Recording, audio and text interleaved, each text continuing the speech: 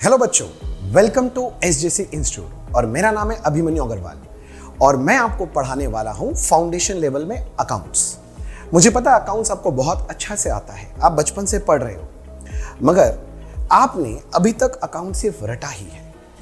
क्या आपको पता है जैसे आप बचपन में पढ़ते थे गोल्डन रूल्स, आप गोल्डन रूल्स पढ़ते हो पर्सनल अकाउंट के लिए debit the receiver, credit the giver. Real के लिए पढ़ते हो debit what comes in, credit what goes out. Nominal के लिए पढ़ते हो debit all expenses and losses, credit all incomes and gains. रट तो आए हो, कभी इसका लॉजिक समझा है? कभी किसी से पूछा ये रूल बना ही क्यों? अरे ये छोड़ो, आप अकाउंट सीखते हो मॉडर्न अप्रोच से। बोलते हो एसेट इंक्रीज होगा तो डेबिट होगा, डिक्रीज होगा तो क्रेडिट होगा, लाइबिलिटी इंक्रीज होगा तो क्रेडिट होगा, डिक्रीज होगा तो डेबिट होगा। अब ये मॉडर्न अप्रोच भी अब सीख क्या है, पर आपने किसी से कभी पूछा ऐसे करे क्यों? अरे बचपन से आप अकाउंट्स करते हो, टी फॉर्मेट में आपने लेजर बनाया, एक साइड में लिखा डेबिट, एक साइड में लिखा क्रेडिट, पर सबसे पूछा कि भैया यहां डेबिट क्यों, यहां क्रेडिट क्यों? किसी ने जवाब दिया? नहीं ना। अगर ऐसे ही जवाब चाहिए तो मैं हूं आपके लिए और मैं आपको ये सारे फैक्ट्स आपको बताऊंगा। बस मैं क्या करने वाला हूं, मैं आपके जिंदगी में छोटा सा चेंज करने वाला हूं। आपके जो एक्सेप्टिंग माइंड है ना, जो सब बोलते आप सुन के रट लेते हो, उसको हम चेंज करने वाले हैं, उसको हम तोड़ने वाले हैं। हम अब आपके माइंड को क्वेश्चनिंग माइंड बनाएंगे। हर बात का क्यों अगर समझना है तो मिलते हैं अपने क्लास में।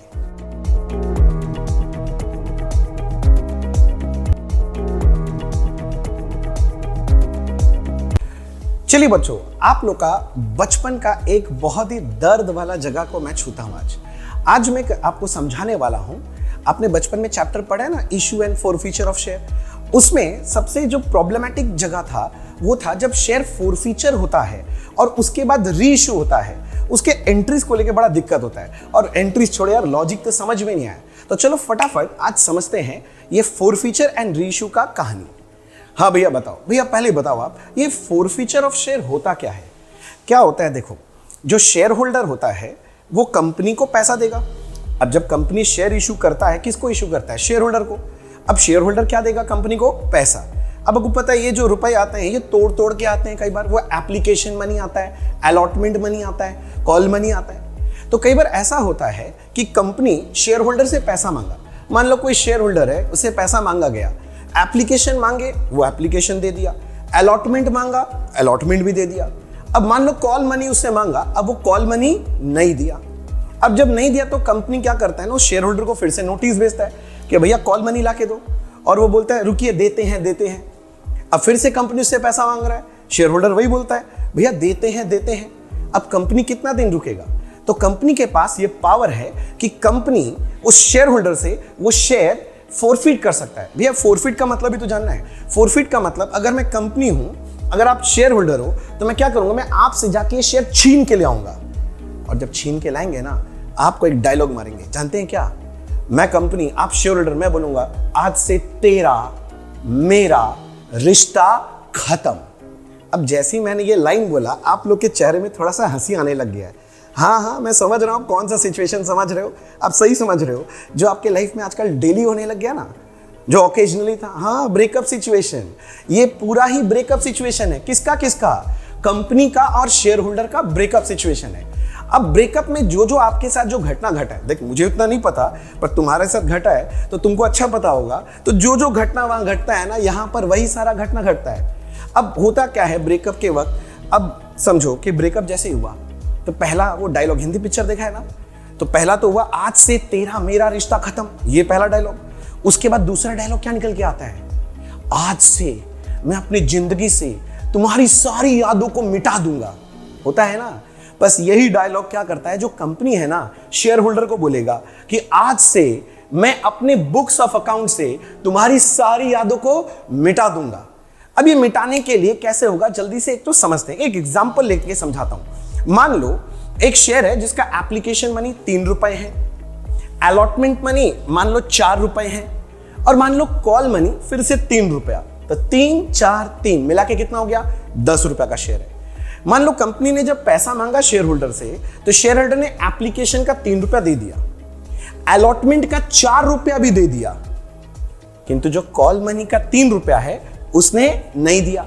तो जैसे नहीं दिया, मैं कंपनी, मुझे गुस्सा आया, मैं शेयर क्या कर लिया? छीन के ले आया, फोरफिट कर लिया। तो जब फोरफिट कर लिया तो फिर से बोल रहा हूं, क्या डायलॉग बोला, मैं अपनी बुक से तुम्हारी सारी यादों को मिटा दूंगा। जरा दिमाग लगा के सोचो, जरा दिमाग लगाओ कि वो शेयर होल्डर, मेरा शेयर होल्डर था, इसका बुक्स में क्या याद था, उस शेयर होल्डर का क्या याद था। भैया जब भी शेयर होल्डर पैसा देता है ना, उसका सारा पैसा ना हम लोग ना कैपिटल अकाउंट में रखते हैं। वेरी गुड, यानी उसका सारा पैसा कैपिटल अकाउंट में। कैपिटल का क्या बैलेंस होता है भैया, इक्विटी शेयर कैपिटल अकाउंट का ना क्रेडिट बैलेंस होता है। हाँ, तो इस क्रेडिट बैलेंस को मिटाना है, इस याद को मिटाना है, तो मिटाने के लिए क्या करोगे, equity share capital account debit. Credit था भाई, क्रेडिट को मिटाने के लिए क्या करोगे, डेबिट। अभी डेबिट तो कर देंगे, कितना रुपए से डेबिट करेंगे ये भी तो बताइए। अब डेबिट कितना से करोगे सोचो, सीधा बात है, जितना रुपया उसके नाम से आपने कैपिटल में लिख रखा है पूरा का पूरा कैंसिल करोगे, तो उसके नाम से कितना लिख के रखा है भैया सुनिए ना, वो ना 3 रुपए एप्लीकेशन का दिया था और 4 रुपए अलॉटमेंट का दिया था, 7 रुपया भैया। सोच रहे हो पर थोड़ा सा गलती सोच रहे हो, जो लास्ट फाइनल कॉल 3 रुपया है, सोचो आपने 3 रुपया भी तो उससे मांगा था। जब मांगते हैं कॉल मनी तब आप एंट्री क्या करते हो, equity share call to equity share capital. तो लॉजिकली सोचो ये 3 रुपया भी तो कैपिटल में चला गया ना, तो कैपिटल में 7 + 3 मिला के कितना गया हुआ है, 10, यानी उसके नाम से बुक्स में कितना रुपया क्रेडिट हुआ है, 10, 10। अब हम क्या करेंगे, ये 10 रुपीज को डेबिट कर देंगे, यानी equity share capital account debit कितना आया, 10 रुपीज। दिखाई दे रहा आपको 10 रुपीज, हाँ भैया ठीक है। मैंने बोला था उसकी सारी यादों को मिटा देंगे। क्या उस शेयर होल्डर का और कोई याद हमारे बुक्स में है, सोचो सोचो सोचो।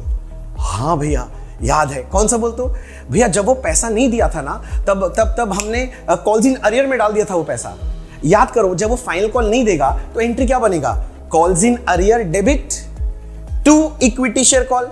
तो उसके नाम से कॉल्स इन डेबिट हो गया, उसकी सारी यादों को मिटाना है, तो जो डेबिट है उस याद को मिटाना है, तो क्या करोगे, क्रेडिट। तो हम लिख देंगे साथ में 2 कॉल्स इन अरियर। कितना अरियर था, 3 रुपए, यानी अभी तक एंट्री कितना बना, equity share capital debit 10 rupees दिखाई दे रहा है। 2 कॉल्स इन अरियर कितना रुपीज था, 3 रुपीज दिखाई दे रहा है।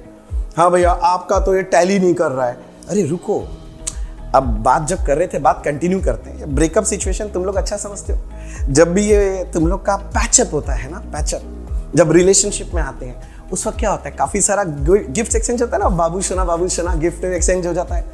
अब ये जो आपका रिलेशनशिप बनता है, इसके अंदर जब ब्रेकअप होता है इसके अंदर रिटर्न पॉलिसी भी तो होता है ना। जैसे ही ब्रेकअप हुआ, तुमने ये दिया था ये ले जा, ये दिया था ये ले जा, किंतु कभी कभी गिफ्ट कुछ अच्छा भी मिल जाता है। हम लोग देखते हैं अरे ये तो अच्छा है, छोड़ना, ये नहीं देते हैं। बात समझ रहे हो? तो जरा सोचो, जब कंपनी का और शेयर होल्डर का रिलेशनशिप था, क्या कुछ गिफ्ट ऐसे एक्सचेंज हुए थे? हाँ, शेयर होल्डर ने कंपनी को, याद करो, पैसा दिया था। भैया कौन सा पैसा? अरे वो एप्लीकेशन अलॉटमेंट का पैसा दिया था। और भैया पैसे से अच्छा कोई गिफ्ट हो ही नहीं सकता।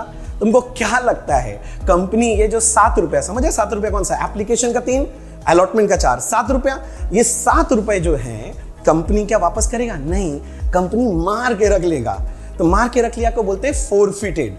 तो भैया बस साथ में जोड़ देंगे 2 फोरफिटेड शेयर, कितने रुपए? 7 रुपए। तो एंट्री क्या बना, equity share capital debit 10 rupees पूरा। 2 कॉल्स इन अरियर, कितना अरियर था? 3 रुपए। और मार के कितना रख लिया? 2 फोरफिटेड शेयर, कितने रुपए मार के रख लिया? 7। जितना वो दिया था मार के रख लेंगे, बस याद रखना, जितना वो दिया था मार के रख लेंगे। हाँ भैया ठीक है। फिर सुनो, अब तुम लोग का तो ये सब अच्छा एक्सपीरियंस है। एक बार कोई रिलेशनशिप अगर ना चले तो ऐसा थोड़ी ना जिंदगी खत्म हो जाएगा। हाँ नहीं भैया, जिंदगी तो खत्म नहीं होगा। क्या करोगे भैया? वही है भैया, कोई अगर बेटर कैंडिडेट मिले तो फिर से, हाँ वही सही समझ रहे हो। बस अब समझो कि क्या है, ठीक से देखना, मैं ये बोल रहा हूं, अगर शेयर होल्डर और कंपनी का एक बार नहीं चला, कोई बात नहीं, एक रिलेशनशिप नहीं चला, तो कंपनी क्या करता है, देखता अगर कोई बेटर कैंडिडेट मिले ना तो उसको अपना शेयर रीइश्यू कर देता है। हाथ पे मत देखो किधर से आ रहा है, भावनाओं में मत बहो, इधर उधर मत सोचो, गलत मत सोचो। मैं बोल रहा हूं शेयर रीइश्यू करेगा। हाँ, कोई बेटर कैंडिडेट मिल जाए।